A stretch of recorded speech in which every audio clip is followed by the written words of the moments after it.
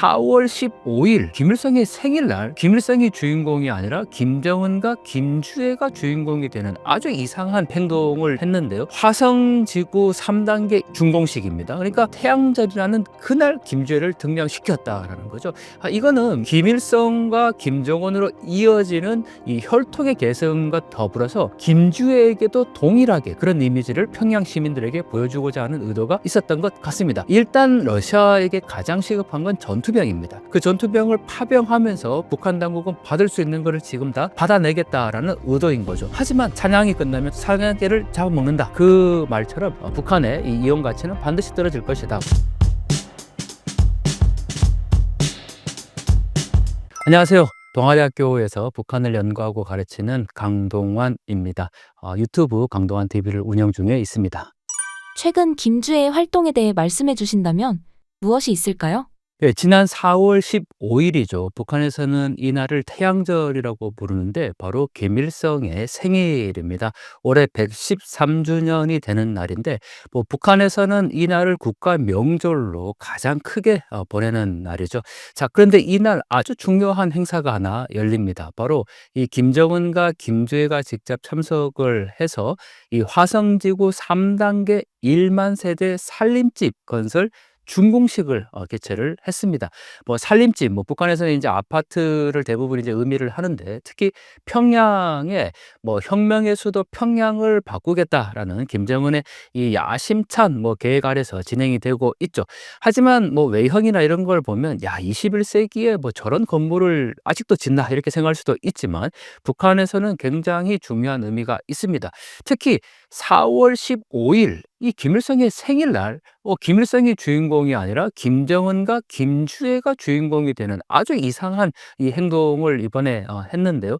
이 김주애가 등장을 할 때 김정은이 에스코트까지 하는 장면도 보이고 있고 마치 리설주, 당연히 김정은이 나오면 이 First Lady인 리설주가 나와야 되는 것 아닙니까? 근데 김주애가 나왔단 말이죠. 자, 어떤 의미가 있을까? 무엇보다 이 화성지구 3단계 1만 세대 살림집 건설 준공식입니다. 그러니까 평양을 지금 완전히 바꾸고 있다라는 그 상징적인 의미와 함께 또 4월 15일 태양절이라는 그날 김주애를 등장시켰다라는 거죠. 이거는 김일성과 김정은으로 이어지는 이 혈통의 계승과 더불어서 김주애에게도 동일하게 그런 이미지를 평양 시민들에게 보여주고자 하는 의도가 있었던 것 같습니다. 실제로 이 북한의 조선중앙방송을 보면 카메라는 지속적으로 김정은과 김주애를 번갈아 가면서 조명한다든지 아니면 김주애가 이 노래를 따라 부르는 장면까지 집중적으로 조명하고 있는데요.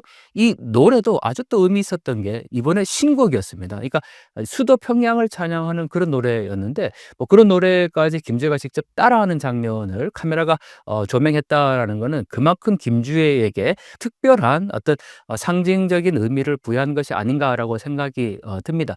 또 하나 이 준공식에서 눈여겨봐야 될 게 바로 김정은의 행동이었는데요. 이 김정은의 모습을 보면 마치 누가 보더라도 그냥 김일성을 보는 듯한 이미지를 연출했다라는 겁니다. 더군다나 북한에서도 국가가 있죠. 우리는 애국가라고 부르는데 북한은 조선민주주의인민공화국 국가라고 부릅니다. 그 국가를 부를 때 김정은이 뒷짐을 지고 있습니다. 여러분들 한국에서 만약에 애국가를 부르는데 대통령이 뒷짐을 지고 있다? 상상이 안 되죠. 그만큼 이 애국가라는 권위보다 김정은이 훨씬 더 높은 권위에 있다는 것을 보여주기 위한 건데 그 이미지가 김일성의 이미지와 똑같다라는 겁니다. 만약 지금 보시는 이 김정은의 뒷짐을 지고 있는 모습과 김일성의 사진을 비교해 놓고 보면 누가 김일성인지 사실 알기가 어려울 정도로 똑같이 이미지를 연출했다라는 거죠. 즉 김일성의 이 후광을 여전히 김정은은 벗어나지 못하고 있는데 그러면서도 또 국가를 부를 때 뒷짐을 지면서 마치 자기가 최고의 권위인 것처럼 연출을 했죠. 거기에 김주애가 등장을 한 겁니다. 이 분명한 이제 의도가 있다고 봐야 되겠죠. 하지만 저는 뭐 이 김정은으로부터 김주애까지 3대 세습이 이루어진다. 뭐 그러한 어떤 권력 승계 작업이다. 저는 그렇게 보지는 않습니다. 물론 김일성과 김정은으로 이어지고 또 김주애까지 연결되는 뭐 혈통의 어떤 승계 이런 부분들을 강조한 건 맞겠지만 그렇다고 3대 세습까지 뭐 김주애에게 하기 위해서 이런 연출을 했다고는 보지 않고 결국 초점은 김정은의 어떤 절대적인 권위의 상징 그런 걸 보여주기 위한 의도로 볼 수가 있죠. 그런 점에서 김제의 활동은 그야말로 이 김정은의 뭐 정말 너무나도 좀 잔인하지 않습니까? 김정은 자신의 권위를 확장하기 위해서 이 어린 딸까지 이용하고 있는데 참 저는 이 영상 속에서 보면 김주애의 모습이 참 '불쌍하다. 안 됐다.' 이런 생각이 먼저 듭니다.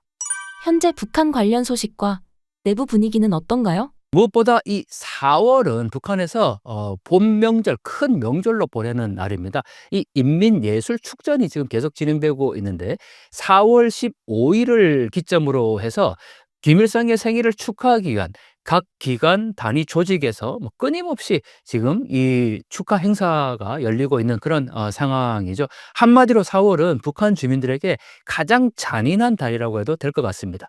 우리는 4 월이 어떻습니까? 뭐 새봄의 싱그러움과 또 뭐 벚꽃도 피고 너무나도 아름다운 그런 계절의 이 정치를 맡게 되는데 북한에서의 4 월은 이 태양절을 중심으로 다 이루어지기 때문에 북한 주민들에게는 동원으로 인한 가장 고된 날들이 되고 있다라는 거고 또 하나 북한도 인제 뭐 농사를 당연히 지어야 되니까 가장 바쁜 이 농사철을 또 맞게 되는 거죠. 결국 이 봄 따스한 봄날이 북한 주민들에게는 결코 따스하지 않다라고 볼 수 있는 달입니다. 러우 전쟁이 종전되면 김정은의 국제적 입지에는 어떤 변화가 예상되시나요? 지금 이 러시아 우크라이나 전쟁이 장기화되면서 가장 영향을 받는 것은 아마 한반도이지 않을까 생각됩니다. 우리가 너무나도 잘 아시다시피 북한은 지금 파병을 공식적으로 했고 추가 파병까지 검토가 되고 있는 상황이죠.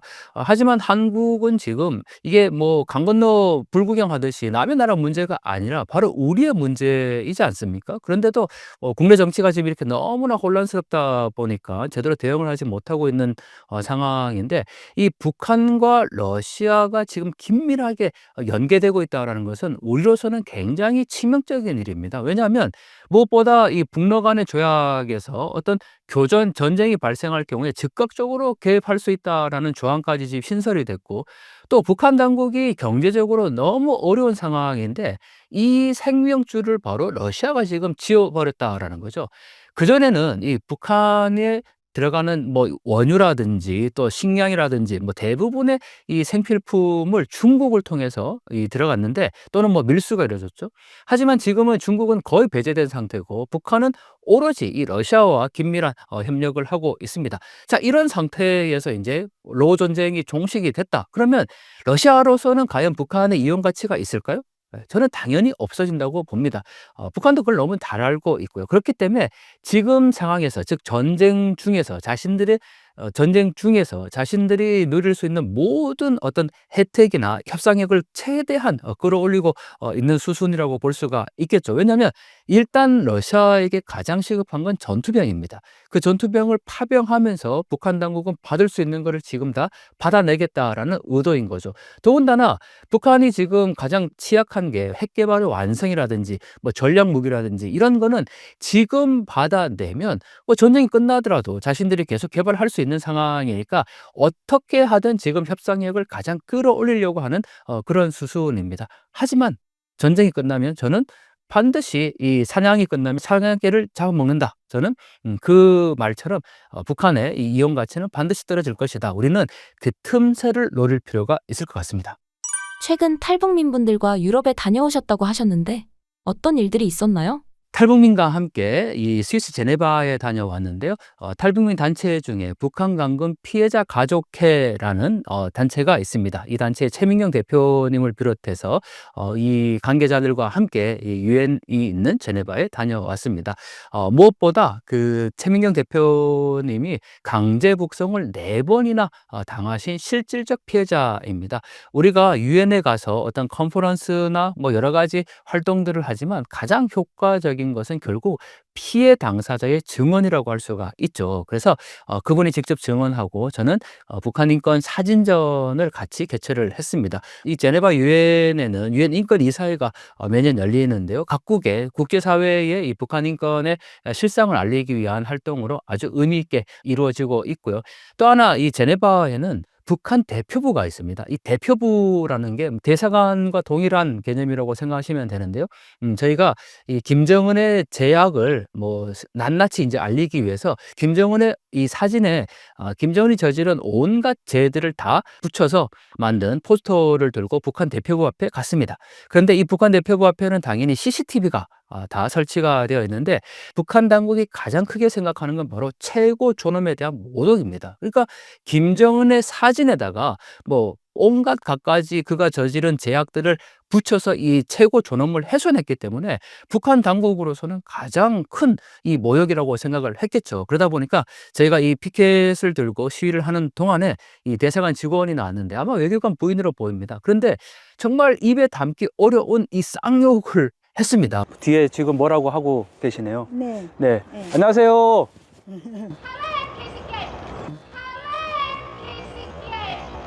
네, 욕하지 마세요. 네. 네. 자유롭게 사세요, 자유롭게. 네, 제발 자유롭게만 사세요. 그래서, 야, 이거 뭐 참, 이 대사관저의 외교관 뭐 부인이 이런 욕까지 할 수 있나라고 생각할 수 있지만 사실 뭐 최고 존엄에 대한 모독이기 때문에 자기들은 오히려 그렇게 욕하고 뭐 심지어는 저에게 어떤 폭력을 행사하면 그게 더 영웅처럼 취급받을 수 있는 정말 비정상적인 상황이라는 거죠. 돌아보면 사실 굉장히 좀 위험했던 순간입니다. 왜냐하면 그들이 만약 저에게 어떤 뭐 물리적인 폭력을 가해도 그들은 그냥 영웅이 되는 거죠. 그게 다인 거예요. 뭐 국제사회의 눈치나 뭐 이런 거 룰은 전혀 상관없다라는 거죠.